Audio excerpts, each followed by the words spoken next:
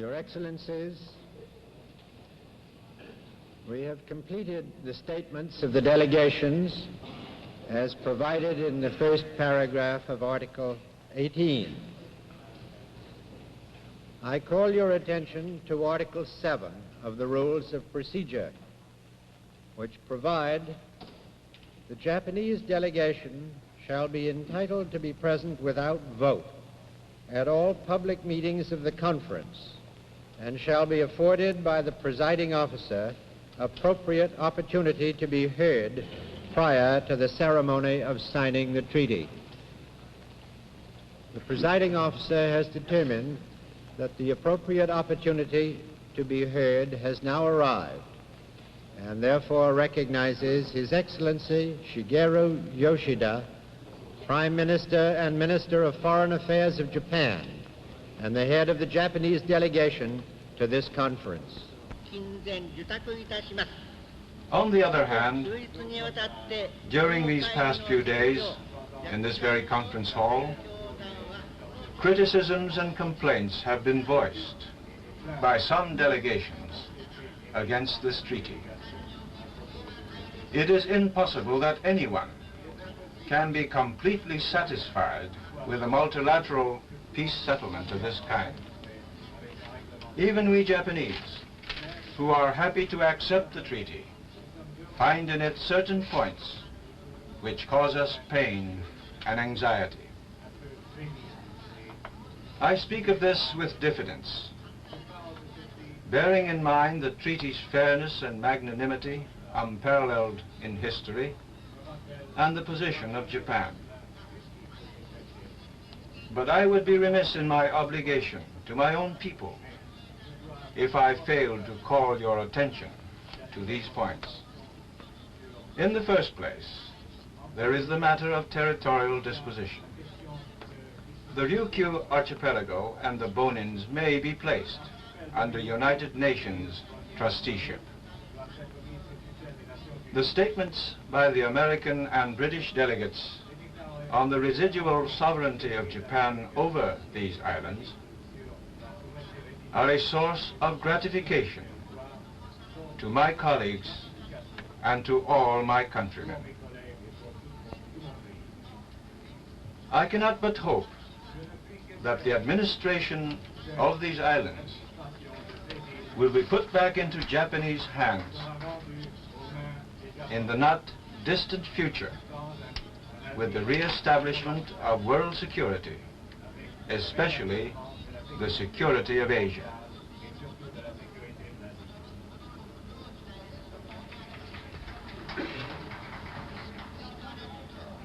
With respect to the Kurils and South Sakhalin, the Soviet delegates spoke the other day as though Japan had grabbed them by aggression. To state the truth,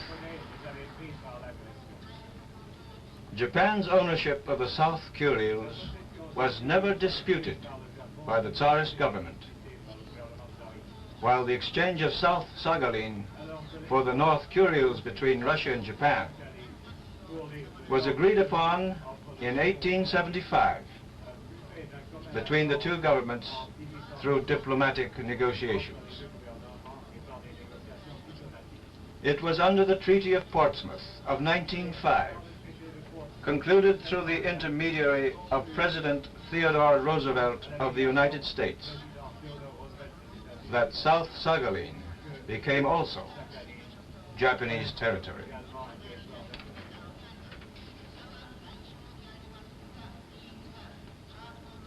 Both Sakhalin and the North and South Kurils were placed under Soviet ownership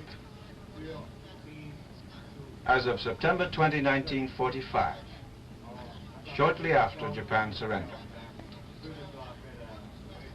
Even the islands of Habomai and Shikotan, constituting part of Hokkaido, one of Japan's 4 main islands, are still being occupied by Soviet forces who landed there without authorization.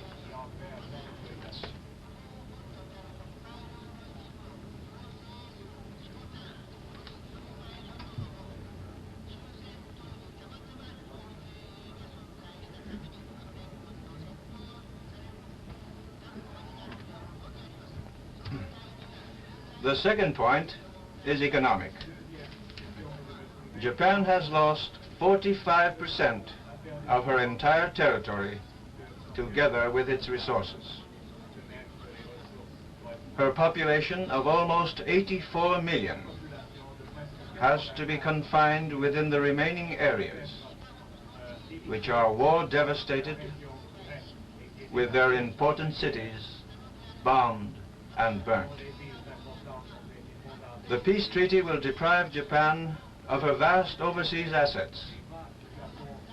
Moreover, Article 14 empowers allied nations which have suffered no damage from the war to seize Japanese private property in their countries. There is fear as to whether Japan, reduced to such a predicament, could ever manage to pay reparations to certain designated allied powers without shifting the burden upon the other allied powers. However, we have undertaken the obligations of the treaty in this respect, and we mean to carry them out. I solicit the understanding and support of the governments concerned vis-à-vis Japan's efforts toward a satisfactory solution of this problem in the face of huge difficulties. With a war-shattered economy salvaged through American aid, Japan is making progress on the road of recovery. We are determined that our nation shall cease to be a burden on other countries, but shall contribute positively to world prosperity while observing fully the fair trade practices in international commerce. The present treaty opens the door to the realization of such aspirations of Japan in the field of international economy. But the same door may be closed by the Allied nations at any time. This may be an inherent feature of such a peace treaty. I only hope that the door will be kept open by all countries as widely as possible.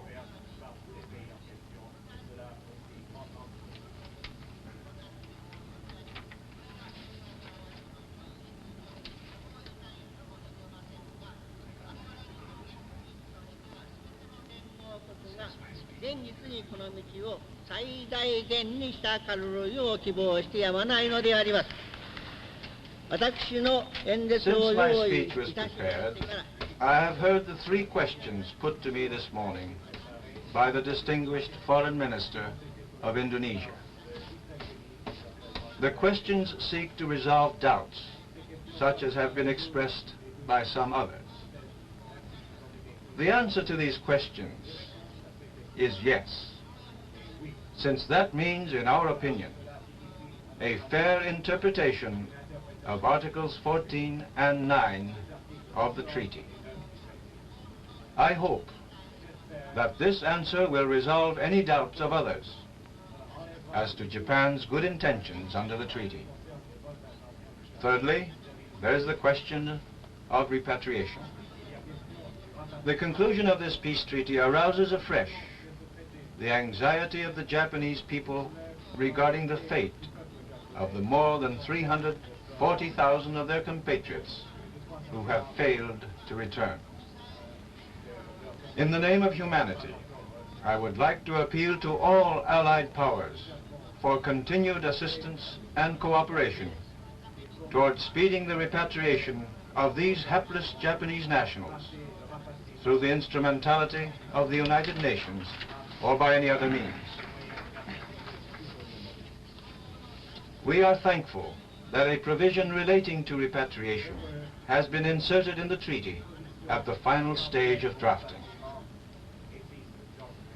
In spite of the existence of these causes for anxiety, or rather because of it, Japan is all the more anxious to conclude the peace treaty. For we expect that Japan as a sovereign and equal power would gain wider opportunities for eliminating anxiety, as well as for dissipating the dissatisfactions, apprehensions, and misgivings on the part of other powers.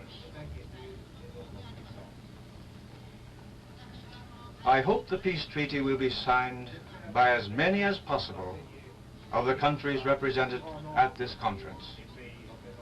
Japan is determined to establish with them relations of mutual trust and understanding, and to work together for the advancement of the cause of world democracy and world freedom.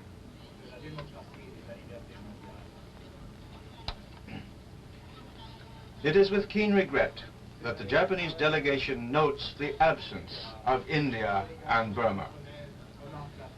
As an Asiatic nation, Japan is specially desirous to cultivate relations of closest friendship and cooperation with other Asiatic nations with whom we share common problems, common spiritual and cultural heritages, and common aspirations and ideals. We hope Japan may become a good member of the world community by being first a good member of the immediate neighborhood, by contributing her full share toward its prosperity and progress. As regards China, I confine my remarks to 2 points. The first point is that, like others, we regret the disunity of that country, which prevents China from being here. The second is that the role of China trade in Japanese economy, important as it is, has often been exaggerated, as proven by our experience of the past 6 years. Unfortunately, the sinister forces of totalitarian oppression and tyranny operate still throughout the globe. These forces are sweeping over half the Asiatic continent, sowing seeds of dissension, spreading unrest and confusion, and breaking out into open aggression here and there, indeed at the very door of Japan. Being unarmed as we are, we must, in order to ward off the danger of war, seek help from a country that can and will help us. That is why we shall conclude a security pact with the United States, under which American troops will be retained in Japan temporarily until the danger is past, or international peace and security will have been assured under the United Nations auspices or a collective security arrangement. Japan was exposed once to the menace of Tsarist imperialism from the north. Today, it is the communist menace that threatens her from the same direction. When the Allied troops are withdrawn from our country with the conclusion of peace, producing a state of vacuum in the country, it is as clear as day that this tide of aggression will beat down upon our shores. It is imperative for the sake of our very existence that we take an adequate security measure. This should not raise the bugbear of Japanese peril. Japan, beaten and battered, dispossessed of her overseas possessions and resources, is absolutely incapable of equipping herself for modern warfare to such an extent as to make her a military menace to her neighbors. For that, she has not the materials, she has not the means, she has not the will. President Truman, at the opening ceremony of this conference, spoke of the sweeping political and social reforms of the spiritual regeneration, as well as the material rehabilitation of Japan, which the country has realized during the past 6 post-war years of Allied occupation, under the wise direction and benevolent guidance of the Supreme Commander for the Allied Powers, General of the Army, Douglas MacArthur and his successor, General Ridgway. Japan of today is no longer the Japan of yesterday. We will not fail your expectations of us as a new nation, dedicated to peace, democracy, and freedom.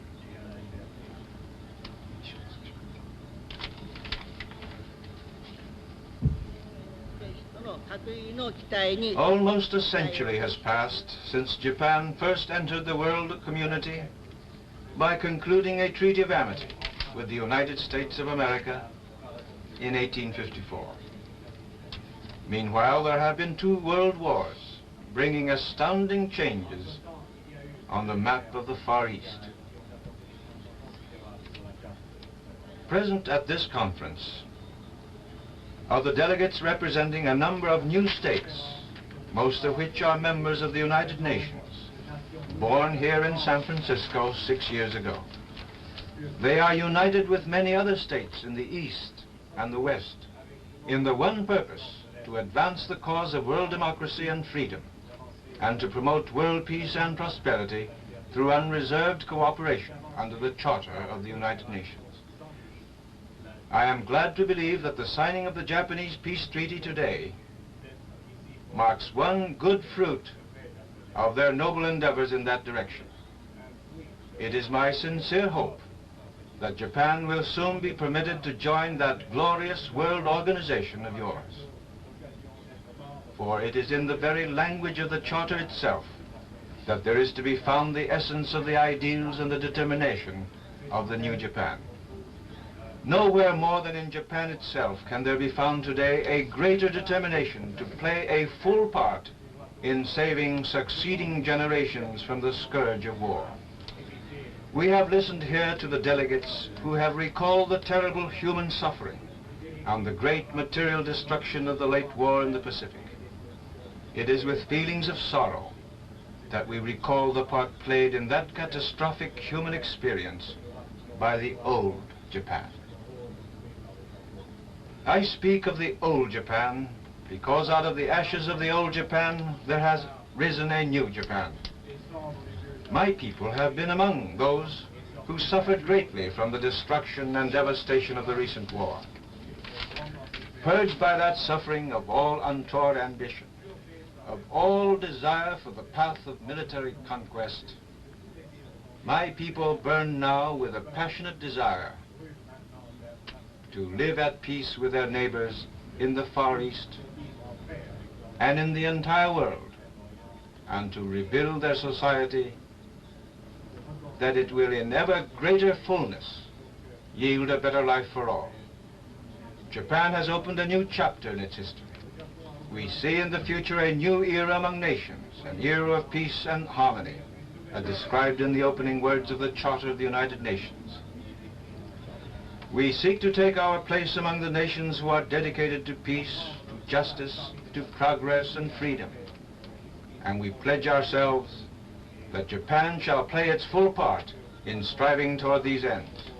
We pray that henceforth not only Japan but all mankind may know the blessings of harmony and progress.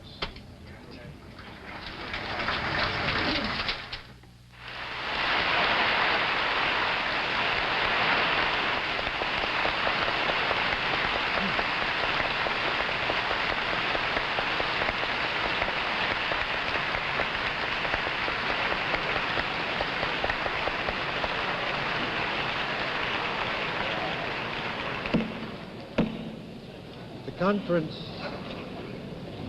please. The chairman has received during the dinner recess requests by the chairman of 3 delegations to address the conference at this point. They are, in order of their reception by the chairman, by the president, as follows: the delegate of Ceylon, the delegate of Cuba, the delegate of the Soviet Union.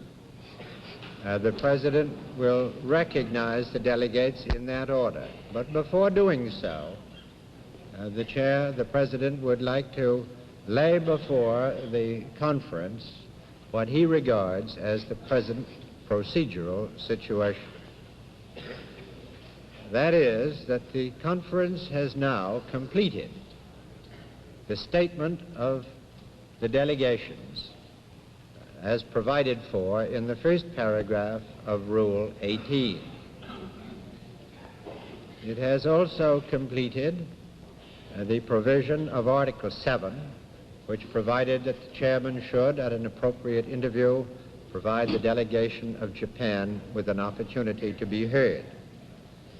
Therefore, we are brought to the second paragraph of Article 18 of the Rules of Procedure, which provides as follows, and this, in the chairman's opinion, is now the business before this conference.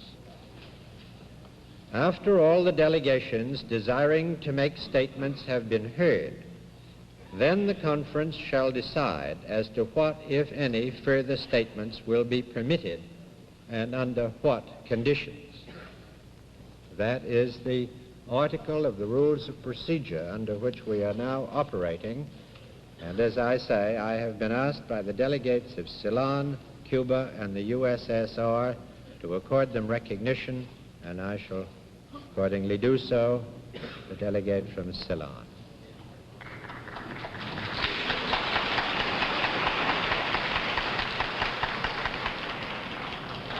Mr. President, I move that it be resolved, A, further statements may be made up to 11 o'clock, provided that no statement may exceed 30 minutes in length.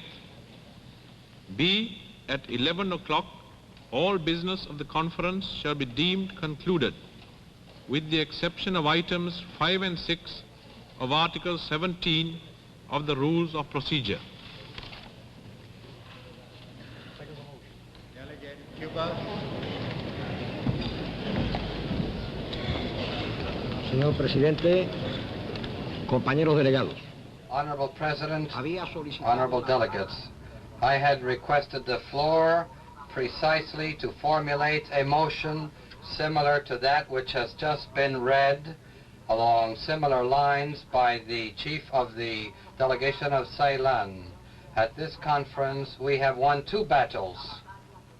The battle which leads us to the signature of the treaty tomorrow, and the battle of freedom of expression of thought, in which this conference has developed itself within an atmosphere which permitted all of the delegates the necessary time to set forth their respective viewpoints. And as a reaffirmation of this battle of the freedom of speech and of thought, I wished to propose that within this precept of our regulations, we should open a new opportunity within the limit of time set forth in its motion by Ceylon, so that we could see that the world continues to open its paths toward the freedom of speech and of thought. Thank you.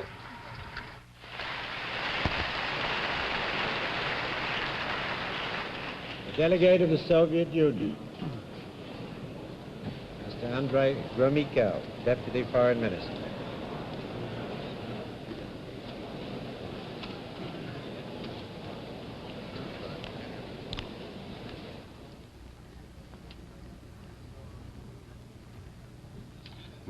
Mr. President, first of all, I would like to ask you if, in all order, will be treated, in one manner will be treated, the Soviet amendments to the treaty. And also, if you intend to have a vote, and in what manner, on those Soviet amendments.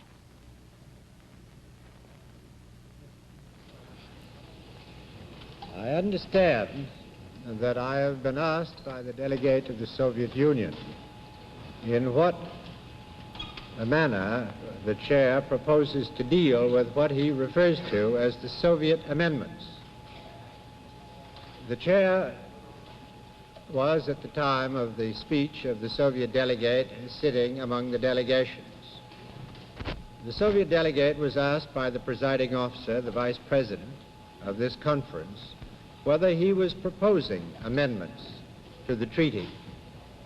And in the hearing of the present presiding officer, the delegate of the Soviet Union said that he was making a statement. Therefore, the presiding officer does not have before him any motion or any proposal to make amendments to the treaty in any respect whatever, and therefore he is unable to answer the question put by the delegate of the Soviet Union.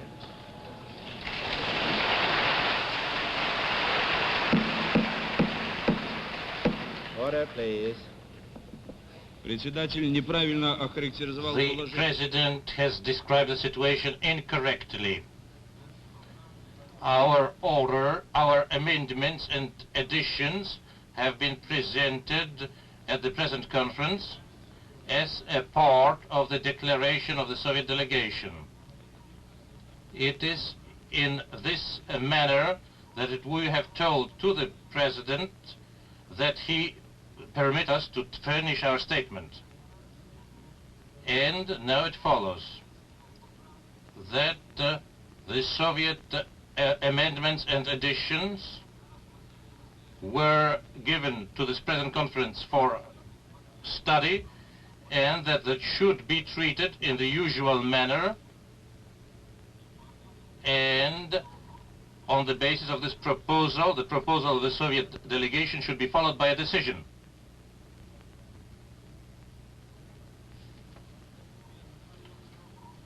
And this is for that reason I am asking the question. Does the President intend to start consideration and detail of the Soviet proposals and amendments, and then to have a vote upon them in the usual manner, in a manner such manner as to permit to the conference to take a decision on that question?